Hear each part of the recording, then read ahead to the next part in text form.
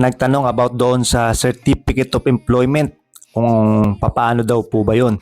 Kung kayo po ay magre-renew ng massage therapy NC2 nyo, ang ilalagay nyo po sa inyong Certificate of Employment ay massage therapist. Kasi yan po ang nasa guidelines.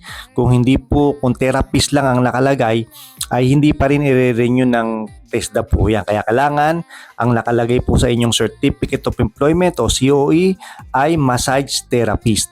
Ngayon, kung ikaw naman ay magre-renew ng Hilot Wellness Massage NC2, ang nakalagay naman po sa inyong Certificate of Employment ay Hilot Wellness Massage Therapist. O yan, nagkakaintindihan tayo mga ka-massage therapist at mga kahilot para hindi na kayo magka-problema pagka kayo ay nasa TESDA office na. At doon naman sa nagtatanong sa Hilot Wellness Massage NC2 training, ang Hilot po ay hindi available through online. Ang available lang po sa online sa www.e-tesda.gov.ph ay massage therapy.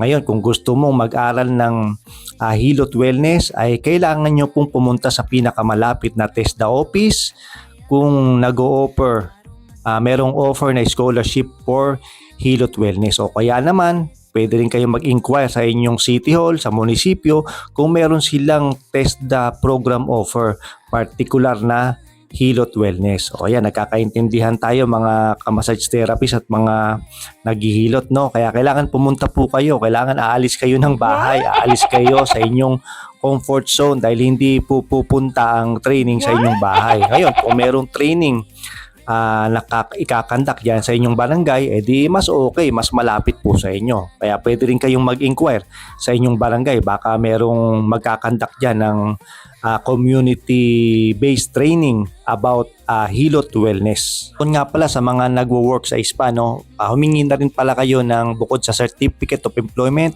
ay humingi na rin kayo ng Xerox copy o photocopy ng DTI copy ng spa na inyong pinagtatrabuhan para sigurado, kasi pag Certificate of Employment lang, kasi pwedeng gawa-gawa mo lang yan. Kaya meron kang katunayan na legit yung spa, naka-registered, merong business name talaga na nakarehistro sa DTI. Ayan mga ka-massage therapist at mga kahilot, kumpleto na po yan para pag nag-renew kayo ay wala na kayong magiging problema. At panoorin nyo na lang yung nakaraang video dahil na topic na natin yan about renewal ng National Certificate o NC2 nyo for Massage Therapy at Hilot Wellness.